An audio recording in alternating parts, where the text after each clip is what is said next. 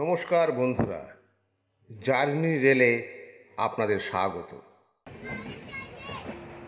ভোপাল হল মধ্যপ্রদেশের রাজধানী। ভোপাল জংশন একটি গুরুত্বপূর্ণ রেলওয়ে স্টেশন।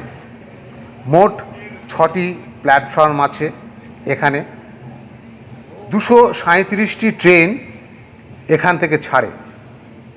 মোট 237টি ট্রেন এখানে দাঁড়ায়। এখান থেকে অরিজিনেটিং হয় 20টি ট্রেন, টার্মিনেটিং হয় 20টি ট্রেন।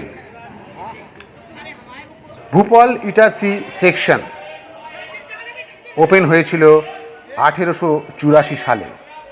ঝাঁসি ভোপাল সেকশন ওপেন হয়েছিল 1889। আর উজ্জয়ন ভোপাল সেকশন ওপেন হয়েছিল 1895 সালে।